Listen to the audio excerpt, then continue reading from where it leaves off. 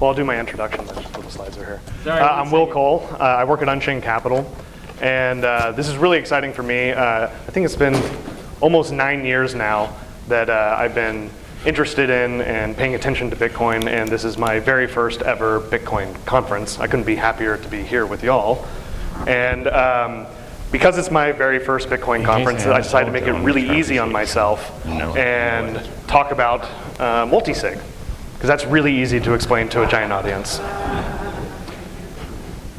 And I've heard before, I'm going to try to stay away from the dreaded 10-minute descriptions of Xpubs. I'll spend like 2 minutes on it. But my goal...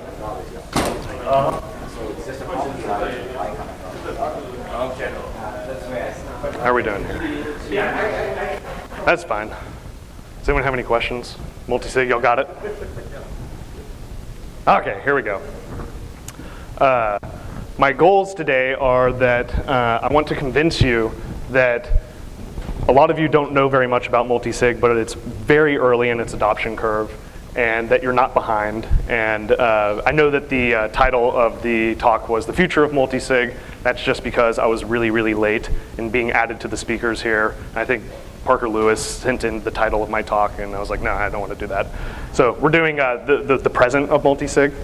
And I want to convince you that there's one very unintuitive thing about multisig that will save you a lot of headaches. And it was certainly something that I wish I had known 2 years ago when I started looking into this. And I also want to convince you that one of the benefits of multisig is the idea that you can collaborate with other people with your information, and it is still safe and compatible with trust minimization in Bitcoin. So instead of asking all of you to dox yourselves and do the thing that speakers do sometimes, which is raise your hand if, I was going to say, single sig, raise your hand if you're just using single, that's not going to work. So instead I did the next best thing, and I put out a poll on Twitter. And the main thing to take away from this is that the good news is a lot of people have made the decision, and this is backed up by a lot of other research, this is not scientific after all, that a lot of people have made the decision to leave centralized exchanges. There's a lot of self-sovereign Bitcoin holders in this poll. The problem I see is that there's not as many people using multisig as I think should be. And I think that is mostly because people don't understand how it works. And further, I got into the DMs with people that were answering this poll, and they told me as much. So the reasons people weren't, I asked them directly, why aren't you using multisig? We're in this conversation. And around 25% of the people I asked said they understand it, they kind of like it, but they haven't gotten around to it, right? There's a lot of inertia in the way that we store our Bitcoin, where it is inconvenient or terrifying to move from something that we consider safe where nothing bad has happened to something new. That's about a quarter of the people. About 30% are people that just weren't convinced that they needed to use multisig. They were happy. This is usually people that were in a single sig situation, whether it be hardware wallets, paper wallets, something like that. And they claimed that they understood it, but didn't really think that they needed it. Then when I brought up, the types of scenarios we'll go through later, some of them changed their mind on the spot. And close to the majority, but not quite, just don't know how it works. And I would argue that many of the people that I ended up talking to in the first two buckets also didn't know how it works, or else they probably would have switched. So we're going to answer a lot of these questions on how it works. So to start out with, what is multisig actually protecting you from? All of these things combined can be summed up in one phrase. They're protecting you from single points of failure. The entire purpose of having multiple keys is to stop the idea that one mistake could lose all of your Bitcoin.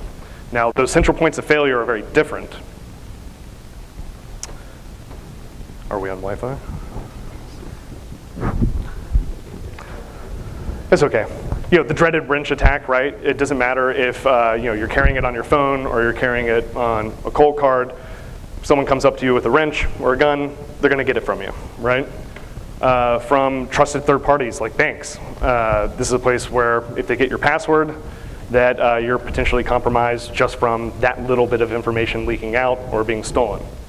And I think the most common one is just yourself, just human error, right? If you have one shot to keep something secure, and it is secured in a single point of failure, it is very easy for you to be fallible and make a mistake. Are y'all seeing what I'm seeing? Yeah. Ooh, no one's manning the slide. Just click X, we're good. Define multisig? Will I define multisig? Yeah, I'm going to, yeah, sort of. And if I don't, then you can ask the question at the end and I really failed. While they're doing this, yeah, I'll give a quick definition of multisig just to help out. What I mean by multisig is sort of Bitcoin's native multisig. It's not something that any company invented. It's native to the protocol, which allows you to use multiple private keys and by extension multiple public keys to generate addresses that require multiple private keys to sign to spend from those addresses, right? So instead of having a single key, a single private key, public key generates the address, one private key can sign for that address and spend the money, you would need, pretty classic 2 of 3, 3 of 5, 5 of 7 of those keys in order to spend the money.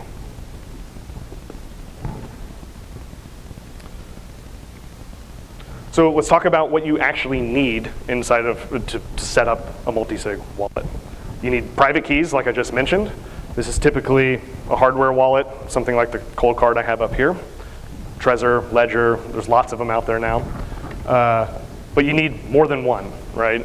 So depending on what type of quorum you decide to choose, 2 of 3, 3 of 5, again, it could be, you can really go nuts with this type of stuff, 2 of 2. You need multiple of them for it to be multi-sig. That's the easy part. I think that's very intuitive for almost everyone who's heard the word multi-sig before, is that I'm going to need multiple things to sign, multiple private keys. What's not as intuitive is this second piece of information that you need. It are the extended public keys, the XPubs, or pub keys, and BIP32 paths. Now that sounds kind of terrifying, but I promise, it'll make sense and it'll be easy. But one of the things that I want you to see as we go through this is that the intuitive nature of private keys and knowing that you need multiple private keys in order to sign for an address is useless if you don't have this other information. What it basically means, if you don't have the XPubs, if you don't have the BIP32 paths, you can't find the address and you don't know what you're signing for. And we'll go through those scenarios. An example of this, I'll spend very little time on this, is, and I'm probably going to piss off a lot of the programmers in the room here when I say this, but trying to explain what a BIP32 path is, think of it like a file system, wherein you have one of these cold cards, right? Think of this as a private key generator. It's not something you hold your Bitcoin on, it's something that generates and stores your private keys. And think of a BIP32 path as kind of a file system to find that private key on these devices. So just like on a Windows machine, you have C:/folder/folder/file name. That's kind of what a BIP32 path is doing for your hardware wallet. And it'll find your private key, which will derive public keys and extended public keys, and those things combined make an address. So the best way I can think of describing it to you is like a file path. And that file path will eventually lead you down to the extended public keys. And those extended public keys are something you really need in multisig. Whether you're a 2 of 3 or a 3 of 5 or any other type of quorum, you need the combination of all. So if it's 2 of 3, you need 3. If it's 3 of 5, you need 5 of all of the XPubs in order to generate the addresses that you can ultimately sign for. Now, with that information we just talked about, private keys and sort of this wallet information, which includes BIP32 paths and XPubs, you have to store this information. This is one of the things that I think people get hung up on the most. When you compare this to a single sig situation, when you're trying to, if any of you, most of you have probably according to the poll, have probably moved over to a Trezor or a Cold Card or a Ledger. And you have to think about where you're going to keep it. Where are you going to keep your hardware? Where are you going to keep your backup seed? And in that scenario, you're thinking about securing having two secure locations. When you think about multisig, let's take a 2 of 3 example. We're going to use 2 of 3 a lot here, so I'll stop saying that over and over. You have 3 private keys, you have 3 seed backups, and then you have the wallet info, that crucial wallet info that I mentioned before. And so if you look at this, just if you're completely self-sovereign, if you are not collaborating with anyone else, you have 7 or 8 pieces of information to secure. The good news about that, the hard thing about that is that's 7 secure locations. The good news about that is you don't really have the same sort of onus of security as you would in a single sig situation. If you lose this and you lose the backup, you're done in a single sig situation.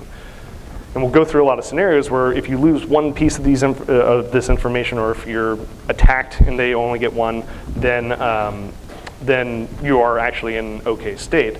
But when you think about how to store this information, what I typically think of is 2 of 3 with no one collaborating with you. Yeah, you need a safety deposit box. You need a place in your home. You need a place in your sister's home and your dad's home.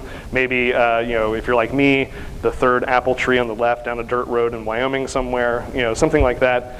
But if you're collaborating with someone, all of a sudden the onus on you drops. If you're 2 of 3 and you're still sovereign, you'll have 2 private keys. You'll have 2 seed backups in your wallet information. Now you're thinking about 4, 5 secure locations, not 7 or 8. It's really subjective how you store this stuff. I get this question a lot. It depends on how much you have.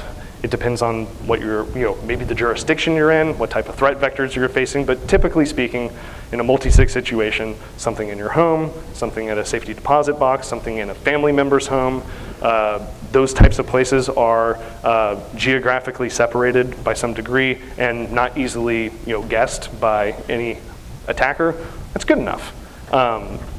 And we'll see why that's good enough, where in multi-sig it might be good enough, but in single sig it's not.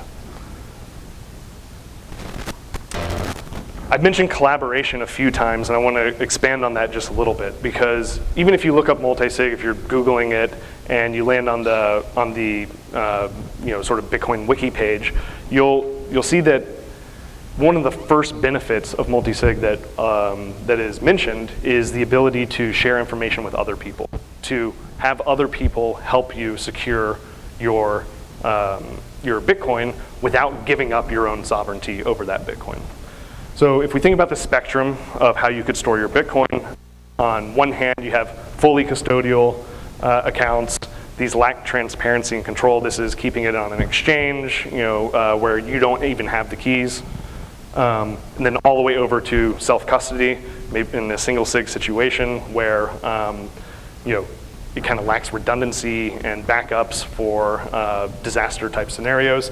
I think about multi-sig, especially with collaboration, is kind of in the middle, where you're still sovereign, like you would be in a single sig situation, but you're not entirely on the hook for securing every single piece of that information. The collaborative nature of it augments multi-sig by making keys easier to manage and distribute, and making all of that information, those 7, 8 pieces that you need to save, making it simpler for you to do that as an individual. So this is the part where, when I was trying to learn about multisig a couple years ago, that this is the way I wish it was described to me. Again, I'm not going to break up redeem scripts and show you which part coincide with pub keys and stuff like that. I just want to walk you through very practical scenarios of what can happen in your multisig setup if things go wrong. So practical scenario number 1. You have a 2 of 3 multisig. One key is compromised or lost. So what do you do in the single sig scenario? You just go to your backup, right? Multisig, not that different.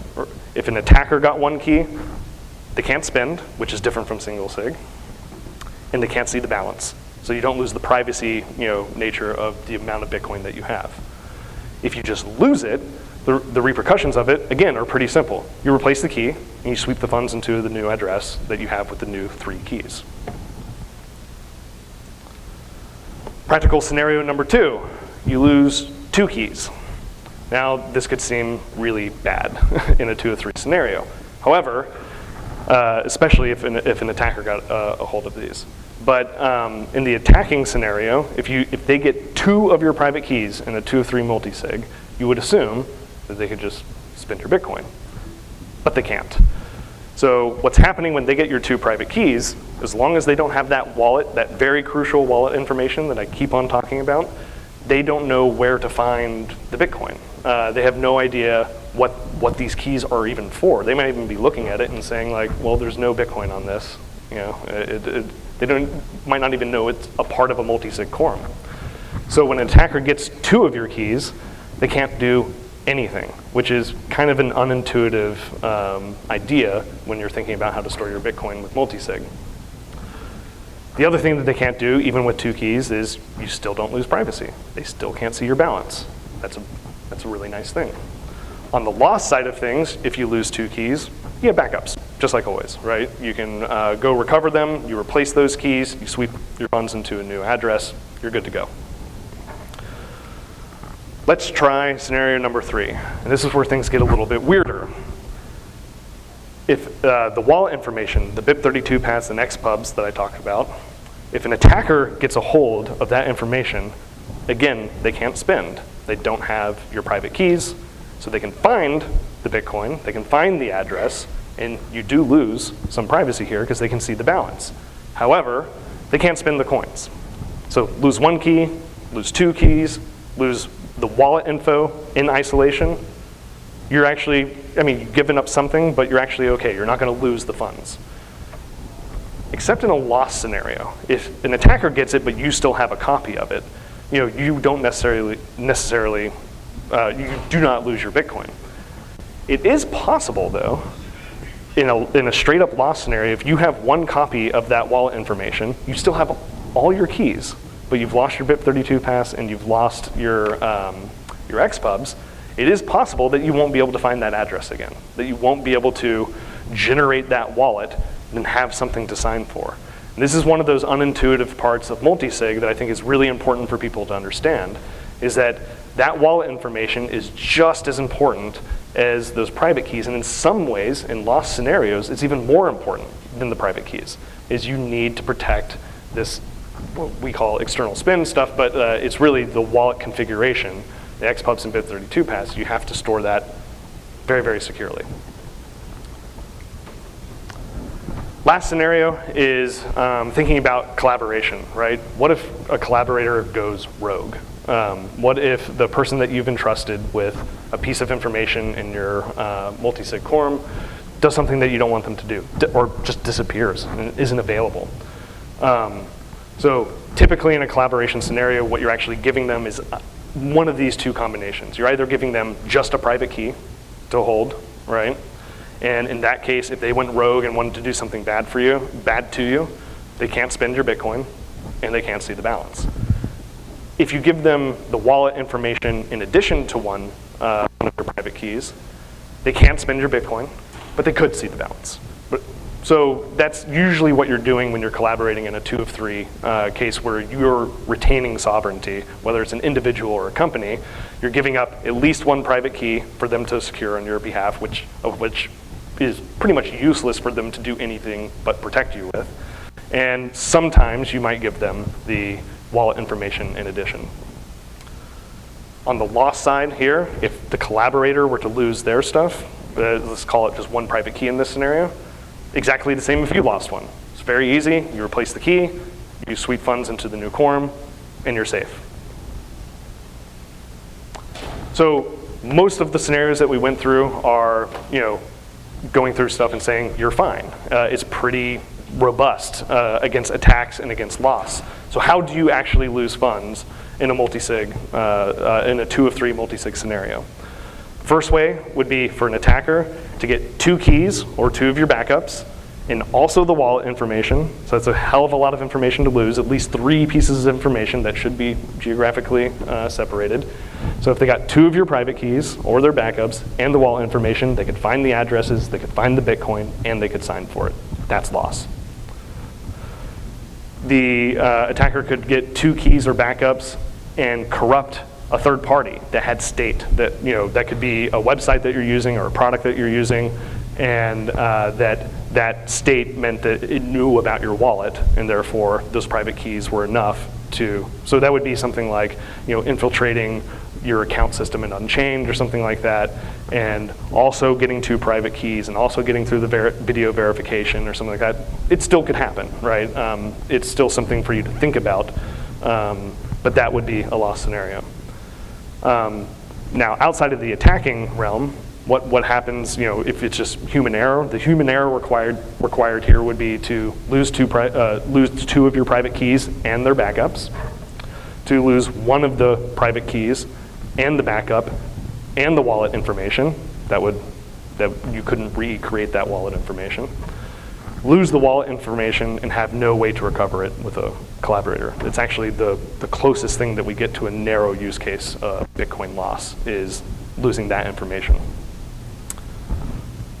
So, quick summary. It's still really early for multisig, but I hope what I've tried to do here is convince you that it's much more robust than single sig scenarios. You can retain self-sovereignty, and that you should probably get off your ass and start looking at it a little bit. There's a lot of free things out there. There's a lot of companies doing this.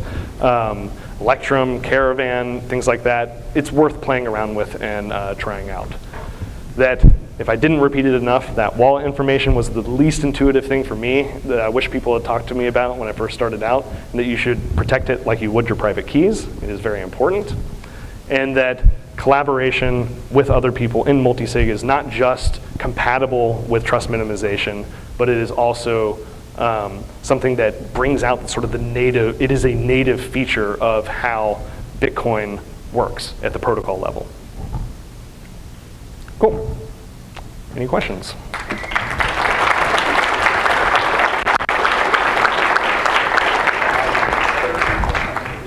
So, listen, this isn't really a question, but I think this is very significant just to say this, because it's very significant in the history of Bitcoin. Okay. I want to tell you my experience. Okay. I want to tell you my experience using Caravan Multisig, and it's very significant because I'll get to it. So for some reason, people really like betting the infamous American HODL about what the price of Bitcoin will be at a certain date. I don't know why, because he's already won 2 of 3 bets, and I'm pretty sure he's going to win 3 of 3. Okay, but how do you bet someone on Twitter? You don't know who they are, they're completely anonymous. So what we did is we used Caravan. And American HODL decided to use me as the 3rd key, and then American HODL had 1 key, and then the guy that, I don't know why, decided to bet American HODL had the 2nd key.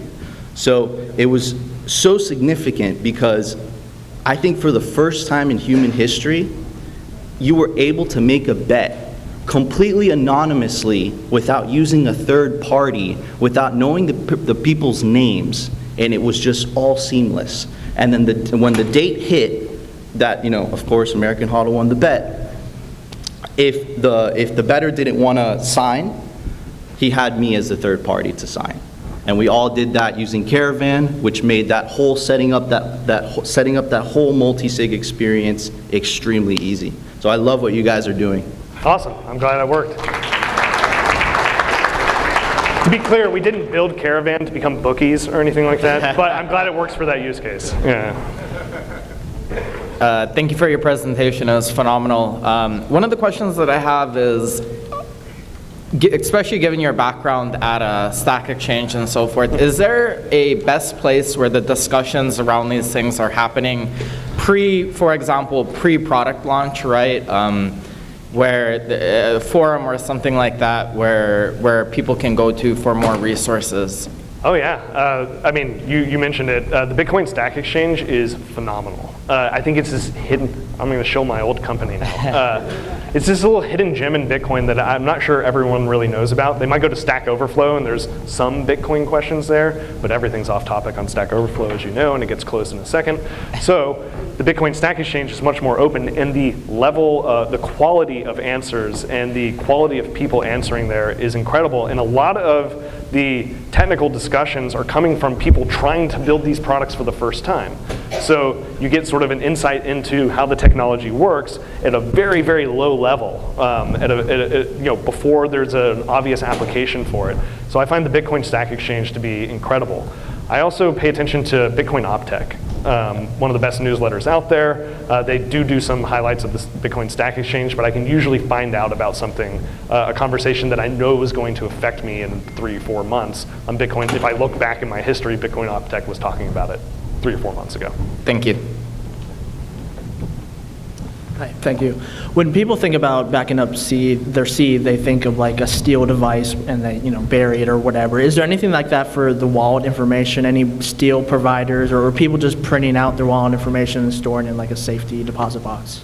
Yeah, that's kind of interesting. So like when I think about the wallet information, it's a personal choice of how you do this. So it's just 3 XPub and 2 of 3 again. It's just 3 XPubs and a BIP32 paths, right? So how can you do that? Like, some people might put it into an encrypted file on their computer. Some people might do a password manager or something like that, because they're trying to calculate what are the repercussions of someone getting this from me. And the repercussions of someone getting that is they know the balance of it. Now, do they even know that it's yours when they get it? Like, who knows? So there is privacy that you give up when you lose that information. I don't know of any like physical products like a crypto steel that is made to back up XPubs and BIP32 paths, but get creative, right? Like, it's a small amount of information, and you could do everything from putting it. I mean, some of those crypto steel type things you can chisel stuff in. You can chisel this in just as easily as you can 24 words, right? So. I mean, I want to reiterate like how important the information is, but depending on how much money it's securing and things like that, maybe a password manager is an okay place. Maybe an encrypted file on your computer is an okay place. Maybe printing it out, putting it into a safe is an okay place. Again, you have to make that determination for yourself, but not aware of a specific product. Cool, thank you.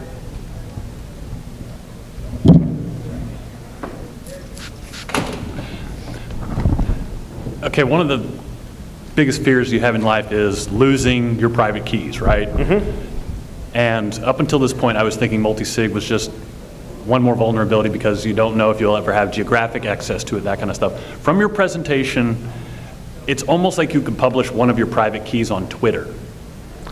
Yeah, what are the repercussions? The Twitter mob can get a hold of that key and they can't do shit with it.